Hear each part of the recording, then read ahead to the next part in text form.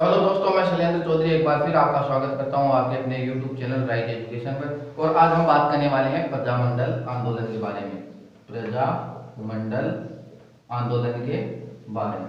भाई, प्रजामंडल होता क्या है? सबसे पहले यही बात हमारे दिमाग में आती है, प्रजामंडल होता है। तो भाई, प्रजामंडल होता है जनता का संग्रह। क्या होता है? जनता का संग्रह। तो प्रजामंडल आंदोलन करने के पीछे उद्देश्य क्या थे, कारण क्या थे जिसके कारण हमें प्रजामंडल के आंदोलन करने पड़े? तो भाई, इसके उद्देश्य ये थे कि जो जनता को राजनीतिक अधिकार और उनके उत्तरदायी सरकार की स्थापना करवाना था। क्या करवाना था? राजनीतिक अधिकार दिलवाना। राजनीतिक अधिकार और उत्तरदायी सरकार की स्थापना करना। उत्तरदायी सरकार की स्थापना करना। तो इसमें होता क्या है कि जब 1980 के अंदर यानी कि 1918 के अंदर एक राजपूताना मध्य भारत सभा की स्थापना होती है। सभा की स्थापना होती है। कहां पर होती है ये? तो ये भाई राजपूताना मध्य भारत की स्थापना होती है कानपुर के अंदर। यानी कि मध्य भारत सभा की स्थापना होती है कानपुर के अंदर। और इसकी जो प्रथम अधिवेशन होता है, प्रथम अधिवेशन इसका दिल्ली में आयोजित किया जाता है। और राजपूताना मध्य भारत सभा की इसके जो संस्थापक थे, कौन थे? संस्थापक। तो इसके संस्थापक थे केसरी सिंह बारट। और इनके साथ में इनके जो मित्र थे उनका नाम है गणेशी लाल। तो इन दो व्यक्तियों ने मिलकर राजपूताना मध्य भारत सभा की स्थापना की थी, जिसका प्रथम अधिवेशन दिल्ली में किया गया था और इसका कार्यालय था कानपुर में। अब आप पूछोगे कि ये दिल्ली में क्यों अधिवेशन किया गया, कानपुर में क्यों नहीं किया गया? तो भाई, इस समय दिल्ली अपनी राजधानी बन चुकी थी। दिल्ली जो है ये राजधानी बन चुकी थी। आपको पता होगा कि दिल्ली 1911 के अंदर 1911 में दिल्ली को राजधानी के रूप में घोषित कर दिया गया था। 1911 से पहले हमारी राजधानी क्या थी? वो थी कलकत्ता। क्या थी? कलकत्ता। और 1911 में जब इंग्लैंड के 1911 के अंदर कलकत्ता में 1911 से पहले कलकत्ता अपनी क्या थी? राजधानी थी। तो 1911 में जब इंग्लैंड के प्रधानमंत्री थे, कहाँ के? इंग्लैंड के जो प्रधानमंत्री थे,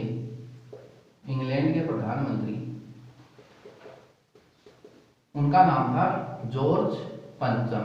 क्या नाम था उनका? जॉर्ज पंचम। जब ये भारत के दौरे पर आए थे, भारत में घूमने के लिए आए थे, तो यहाँ पर इतनी, आपको पता होगा कलकत्ता में उस समय बहुत बड़ा आंदोलन चल रहा था। तो उनको कलकत्ता में ना बुलाकर उनका भव्य स्वागत किया गया था दिल्ली में। कहाँ पे किया गया था? दिल्ली में।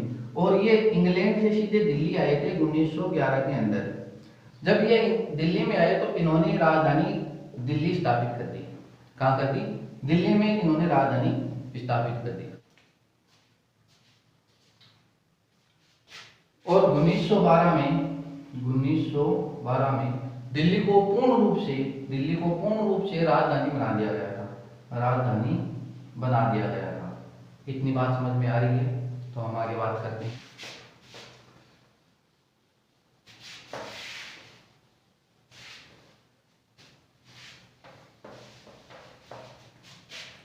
उसके पश्चात 1938 में एक कांग्रेस का अधिवेशन हुआ था, जिसका नाम था हरिपुरा अधिवेशन।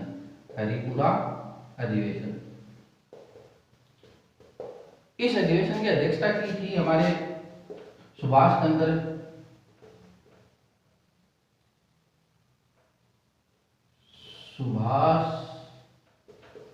चंद्र बोस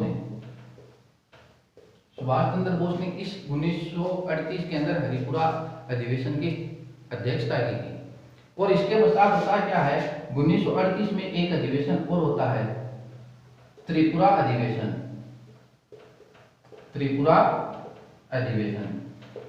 तो त्रिपुरा अधिवेशन में जो गांधी जी के निकटतम व्यक्ति थे पट्टाभी सीतारामैया। कौन थे? पट्टाभी सीतारमैया।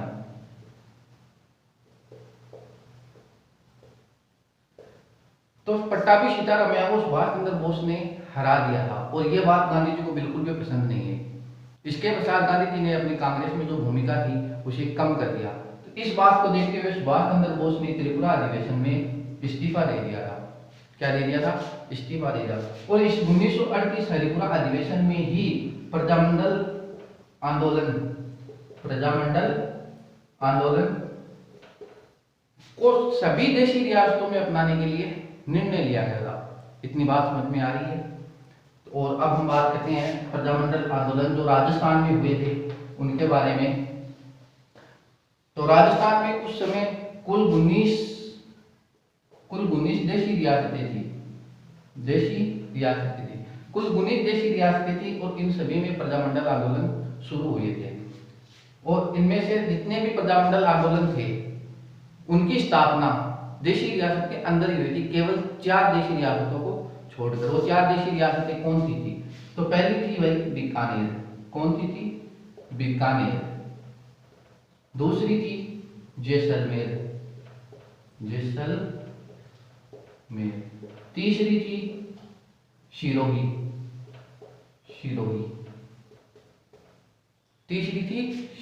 और चौथी थी भरतपुर। तो बीकानेर जो प्रजामंडल की स्थापना हुई थी वो बीकानेर में ना होकर कहां पर हुई थी? कलकत्ता में। कहां हुई थी? कलकत्ता में। और जैसलमेर प्रजामंडल की स्थापना हुई थी जोधपुर में। कहां हुई थी? जोधपुर में। जैसलमेर प्रजामंडल की स्थापना हुई थी जोधपुर में। सिरोही की हुई थी बंबई प्रांत में, जिसे अब हम मुंबई के नाम से जानते हैं। भरतपुर संभाग की हुई थी रेवाड़ी में। कहां हुई थी? रेवाड़ी में। रेवाड़ी अभी कहां है? हरियाणा में। इतनी बात समझ में आ रही है। बाकी जितने भी देशी रियासतें थी उनके अंदर प्रजामंडल की स्थापना उनके अंदर ही हुई थी। तो इसे आगे बढ़ते हैं हम। और अब हम बात करेंगे 19 रियासतें जिनमें प्रजामंडल की स्थापना हुई थी, किस प्रकार से उनमें आंदोलन हुए थे, किसने उनका नेतृत्व किया था और किस वर्ष उनकी स्थापना हुई थी, इसके बारे में हम चर्चा करते हैं। तो 19 रियासतों में हम अभी केवल 13 ही देशी रियासतों की बात करते हैं, 13 ही प्रजामंडल आंदोलन की बात करते हैं। तो हमारे राजस्थान में बहुत ही प्रचलित कहावत है कि तीज तुम्हारा बावड़ी ले बैठी गणगौर, यानी कि तीज के आने के बाद ही सभी त्योहारों का आगमन होता है। तो अब हम 13 देशी प्रजामंडलों के बारे में या 13 देशी रियासतों के बारे में बात करते हैं। उनमें प्रजामंडल की स्थापना किस वर्ष और किसने की थी। तो भाई 13 प्रजामंडल में अपन को एक ट्रिक याद रखनी है कि वो ट्रिक क्या है, और इसी ट्रिक से हम पूरे प्रजामंडल आंदोलन याद रख सकते हैं। सबसे बेहतरीन ट्रिक है, वो ट्रिक ये है कि राजस्थान में सबसे पहले जो पर्व आता है वो आता है तीज का पर्व। कौन सा पर्व आता है? तीज का पर्व। उसमें हम तीज में जो मेला लगता है उस मेले में हम राष्ट्रीय पोशाक कोट पहनकर जाते हैं। राष्ट्रीय पोशाक कोट पहनकर जाते हैं। मेले से वापस आते समय हमें पता चला कि कोट तो गंदा हो गया, तो हम उसे धुलवाने के लिए किसके पास भेजते हैं? मेवातपुर के धोबी के पास। किसके पास भेजते हैं? धोबी के पास। और ये धोबी उसको क्लीन करके, उसको साफ करके हमें बड़ी ही इज्जत के साथ वापस देता है, बड़ी ही इज्जत के साथ वापस भेजता है। तो अब हम इनकी डेट के बारे में बात करते हैं। तो तीज सबसे पहला पर्व यानी कि 1 नंबर का पर्व है, तो इसको हम याद रखेंगे 1931। किसे याद रखेंगे? 1931 से। राष्ट्रीय पोशाक कोट, तो इसको याद रखेंगे हम 1934 से। किसे याद रखेंगे भाई? 1934 से। मेवातपुर, इसमें अपने को डेट याद रखनी है 1936। क्या याद रखनी है? 1936। धोबी में अपने को डेट याद रखनी है 1938। और बड़ी इज्जत के साथ भेजता है। कब भेजता है? 1939 में। कब भेजता है भाई? 1939 में। अब हम एक एक के बारे में इनके ऊपर डिस्कस करेंगे। तो हम पहले तीज को लेकर चलते हैं कि तीज, इसके अंदर कौन कौन सी प्रजामंडल की स्थापना हुई थी, जिनके संस्थापक कौन कौन थे। हम बड़े ही बहुत ही अच्छी ट्रिक है, आप सबको पसंद आएगी और आपको इसी क्लास में इसी वीडियो में आपको ये बात याद हो जाएगी। तो देखिए भाई, तीज क्या, राजस्थान में 2 जगह प्रसिद्ध त्योहार बनते हैं या मेले बनते हैं। पहला जयपुर में, कहाँ बनता है, जयपुर में, और दूसरा बनता है बूंदी में। कहाँ बनता है, बूंदी में। तो जयपुर के अंदर अपन को याद रखना है कपूर चंद पाटनी, कपूर चंद पाटनी। तो जयपुर के जो जयपुर प्रजामंडल के जो संस्थापक थे वो थे कपूर चंद पाटनी। इसको हम पुर से याद रख सकते हैं। और इन दोनों ही प्रजामंडल की स्थापना हुई थी 1938 में। इतनी बात अपन को याद रखनी है। तो उसके बाद बूंदी में थे कांति लाल। क्या नाम था इनका, कांतिलाल। कांतिलाल ने बूंदी प्रजामंडल की स्थापना की थी। ये बात आपको याद रहेगी और आप अपने हिसाब से कोई भी ट्रिक बनाकर इसको याद रख सकते हैं।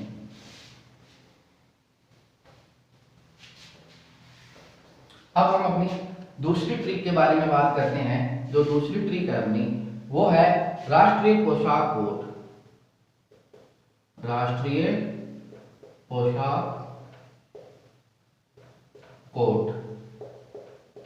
भाई, राजस्थान में जो भी राष्ट्रीय पोशाक कोड है उसमें हम जोधपुर के जो कोड होते हैं उनको अपन राष्ट्रीय पोशाक के रूप में मानते हैं। किनको मानते हैं, जोधपुर के जो कोड होते हैं उनको राष्ट्रीय पोशाक का दर्जा मिला हुआ है। और कोड से हमें याद रखना है कोटा। लेकिन हमें यहाँ केवल कोटा याद नहीं रखना है, कोटा के साथ साथ कोटा के स्थान पर हमें हाड़ौती याद रखना है। क्या याद रखना है, हाड़ौती। तो जोधपुर प्रजामंडल की स्थापना किसने की थी, तो जोधपुर प्रजामंडल की स्थापना की थी जय नारायण व्यास ने। किसने की थी, जय नारायण व्यास ने। और हाड़ौती की स्थापना की थी नैनू राम ने।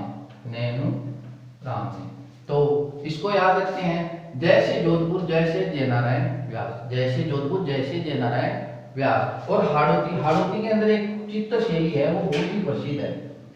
चित्र शैली है जो कि बहुत ही प्रसिद्ध है। इस चित्र शैली के अंदर जितने भी पात्र या पात्राएं होती हैं उनकी जो चित्रण किया जाता है उसमें छोटे छोटे नयन बनाकर उनका चित्रण किया जाता है। और इसके बाद हम आगे बात करते हैं, इसकी तारीख बताता हूँ मैं आपको। इसकी जो डेट है वो है 1934, यानी कि जोधपुर और हाड़ौती प्रजामंडल की स्थापना 1934 में हुई थी। यहीं पर मैं आपको एक बात और क्लियर करता हूँ कि हाड़ौती और कोटा इनके दोनों के संस्थापक भी अलग है और इनकी स्थापना भी अलग वर्ष में हुई थी। कोटा की स्थापना हुई थी 1939 में और इनकी स्थापना की थी अभिन्न हरि ने। किसने की थी, अभिन्न हरि ने। अब अपन आगे तीसरे पॉइंट पर बढ़ते हैं। तीसरा पॉइंट है हमारा मेवातपुर।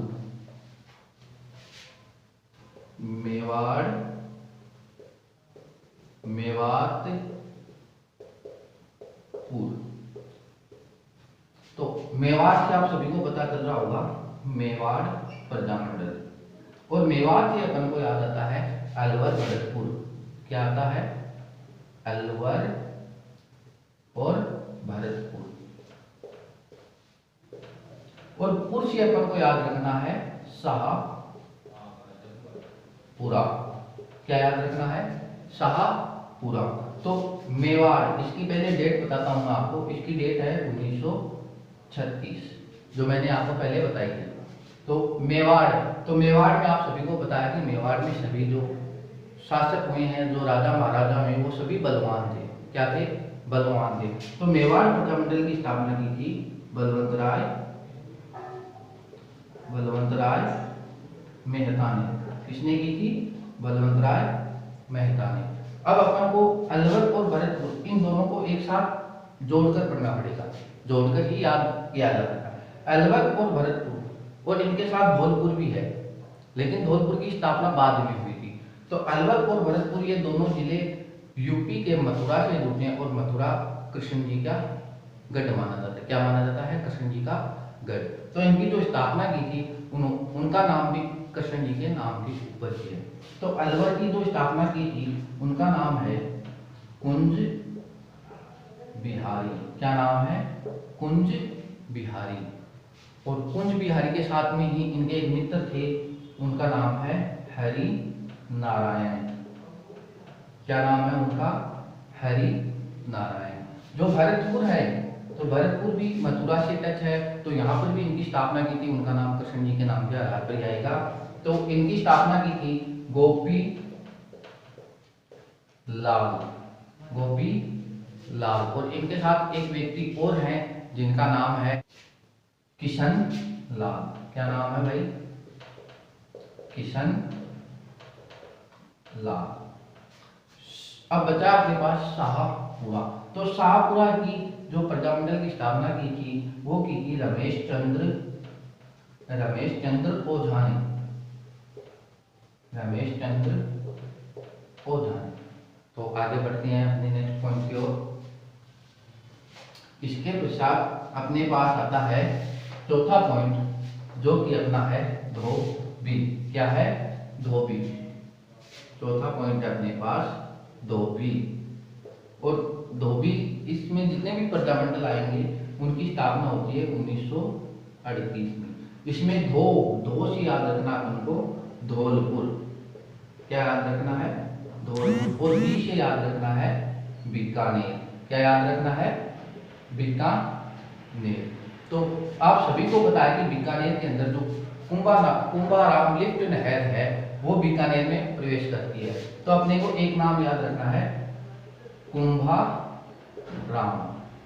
कुंभाराम जो लिफ्ट नहर है उसमें पानी है, और अपन पानी को किस में पीते हैं? तो अपन पानी को मग में पीते हैं। किसमें?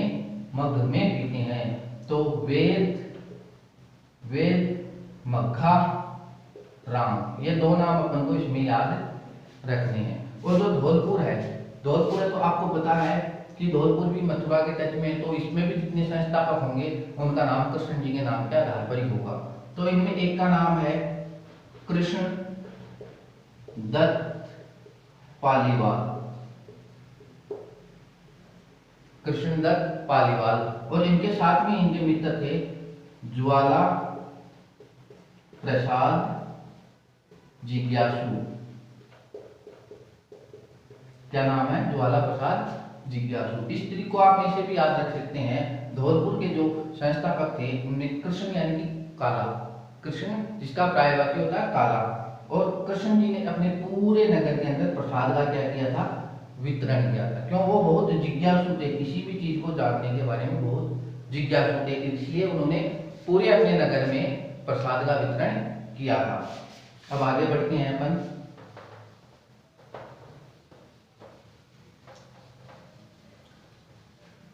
तो आगे अपना पांचवा पॉइंट आता है इसके अंदर, बड़ी ही इज्जत के साथ 1939 में हमारा फोर्ट धुलकर वापस आ गया। बड़ी ही इज्जत के साथ हमारा फोर्ट 1939 में धुलकर वापस आ। अब इसमें जितने भी बड़ी इसकी मात्रा के जो प्रजामंडल है वो इसमें हम शामिल करेंगे, जिसमें हम पहला शामिल करेंगे सिरोही, और दूसरा इसमें शामिल करेंगे करौली। क्या करेंगे? करौली। और तीसरा इसमें शामिल करेंगे अपन किशनगढ़। अब इसमें आपको याद रखना है कि करौली का मैं आपको पहले बता देता हूं। करौली के थे त्रिलोक चंद माथुर। कौन थे?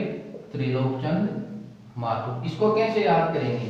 करौली कैसे केला देवी, कैसे करौली कैसे केला देवी। केला देवी का जो मंदिर है वो एक पहाड़ पर बना हुआ है। इस पर्वत का नाम है त्रिकुट पर्वत। क्या नाम है इसका? त्रिकुट पर्वत। तो इस त्रिकुट पर्वत से ही त्रिलोकचंद माथुर, इस तरह से आप इसको याद रख सकते हो। और सिरोही के थे अपने गोकुल भाई भट्ट। कौन थे? गोकुल भाई भट्ट। और किशनगढ़, किशनगढ़ के कौन थे? कांतिलाल वर्मा, कांतिलाल वर्मा। कैसे किशनगढ़, कैसे कांतिलाल, इस तरीके से आप इसको याद रख सकते हैं। अब अपन आगे बढ़ेंगे। तो हमने अभी तक 19 रियासतों में से 13 प्रजामंडल स्थापना कर दी, जिनके अपन आपको संस्थापक भी बता चुके हैं, उनकी जो डेट है उनको भी हम बता चुके हैं। अब बाकी अपने पास बचती है 6। तो भाई 6 को कैसे याद करेंगे? वो ट्रिक क्या है अपनी कि झाला, रूपी, प्रताप, बांसवाड़ा में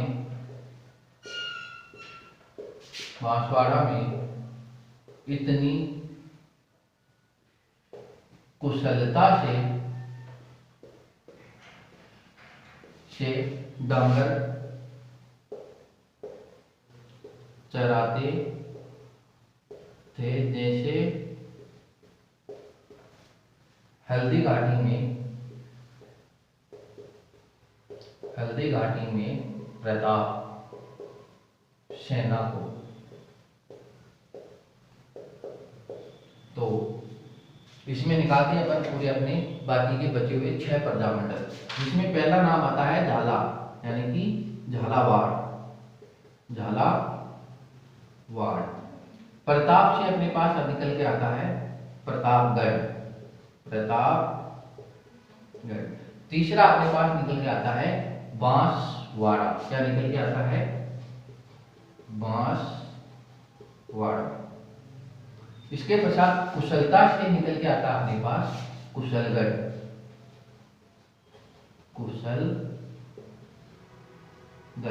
कुशलगढ़ के पश्चात आता है डांगर, यानी कि डूंगरपुर। क्या आता है? डूंगरपुर। और जो लास्ट बचता है अपने पास जैसे, यानी कि जैसलमेर।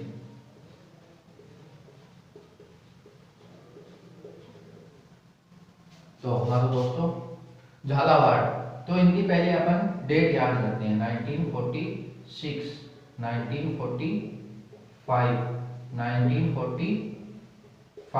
1942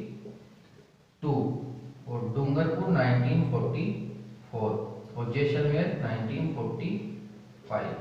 तो इसमें से अपन को 3 को तो एक साथ याद रख सकते हैं, प्रतापगढ़, बांसवाड़ा और जैसलमेर। प्रतापगढ़, बांसवाड़ा, जैसलमेर, इन सब प्रजामंडल की स्थापना 1945 में हुई थी।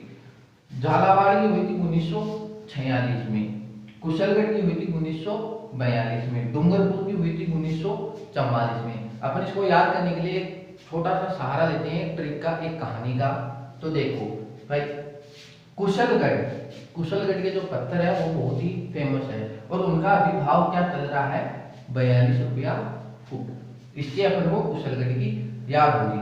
डूंगरपुर, तो आपने कभी भी जब डूंगर देखने के या पर्वत देखने के लिए जाते हो तो इस प्रकार से डूंगर बनते हैं। तो इन डूंगर को देखो भाई, ऊपर से एक समान से लगते हैं। अगर आप किसी भी 2 पर्वतों को देखोगे तो आपको दोनों पर्वत एक जैसे ही दिखेंगे। तो अपन को केवल एक जैसे ही देखने हैं, यानी कि 1944 एक जैसे ही देखने हैं और इन 3 की आपको याद रह जाएगी। अब बचता है झालावाड़। तो झालावाड़ को भाई अपने को याद रखना पड़ेगा 1946, अपनी आजादी से 1 वर्ष पूर्व की बात है। अब अपन बात करते हैं इनमें इनके संस्थापक कौन कौन थे। इनके संस्थापक, तो झालावाड़ के जो संस्थापक थे उनका नाम है मांगी लाल। क्या नाम है उनका? मांगी लाल।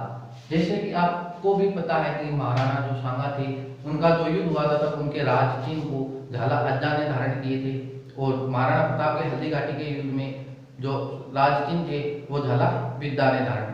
यानी कि ये दोनों जो झाला रूपी झाला के नाम से प्रसिद्ध हुए हैं, ये दोनों ही किसी न किसी चीज को मांग रहे हैं। क्या कर रहे हैं? मांग रहे हैं, यानी कि मांगने से होता है अपने पास मांगी लाल। प्रतापगढ़, अब बात करते हैं प्रतापगढ़ की। प्रतापगढ़ प्रजामंडल की स्थापना हुई थी 1945 में। तो इसकी जो स्थापना की थी उनका नाम है अमृत लाल और इनके साथ में थे चुन्नी लाल। कौन थे? चुन्नी लाल। इनको हम इस प्रकार से याद करते हैं कि जब महाराणा प्रताप ने हल्दी घाटी का युद्ध किया था तब उनको अगर पीने के लिए अमृत और खाने के लिए अगर चून मिल जाता तो हल्दी घाटी का युद्ध कभी पराजित नहीं होते। आगे बात करते हैं अपन बांसवाड़ा की। तो बांसवाड़ा में थे भूपेंद्र नाथ। कौन थे? भूपेंद्र नाथ। यानी कि जब भी हम किसी जंगल में जाते हैं वहां पे बांस के पौधे दिखाई देते हैं तो अपन को भूत से क्या लगता है? डर लगता है। इस तरीके से हम इसको याद रख सकते हैं। कुशलगढ़, भाई अब कोई भी व्यक्ति कुशल कब होगा? जब उसके पास अच्छे से पैसे होंगे तभी तो वो कुशल होगा। तो इसका हम याद रखेंगे कुशलता से। कन्हैया लाल शेठिया, शेठिया, और इनके साथ थे भंवर लाल। कौन थे? भंवर लाल। तो जो सेठ होगा, जिसके पास धन होगा वही तो सेठ होगा। तो कुशल भी कौन होगा? जिसके पास पैसे होंगे। तो इस तरीके से अपन इसको याद रख सकते हैं। आगे बात करते हैं अपन डूंगरपुर की। तो भाई डूंगर पे जाके कौन साधना करेगा? जो अपने बड़े बुजुर्ग पंडित हैं वही तो ये साधना करेंगे डूंगर पे जाके। तो भोगीलाल पांड्या। इतनी बात याद हुई। जैसलमेर, अब बात करेंगे अपन जैसलमेर के बारे में। इसकी स्थापना हुई थी 1945 में। अगर कोई व्यक्ति जैसलमेर जाता है वो उन जो रेत के टीलों में घूमता है, इधर उधर भटकता रहता है और उसको अचानक से सामने पानी मिलता है, पानी मिलता है तो उसको क्या लगता है? पानी बहुत ही मीठा लगता है। क्या लगता है? मीठा लगता है।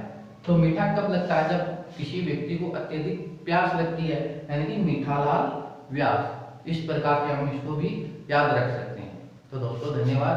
अगर वीडियो आपको पसंद आए, हमारी ट्रिक आपको पसंद आए तो वीडियो को लाइक करें और चैनल को सब्सक्राइब करें। धन्यवाद।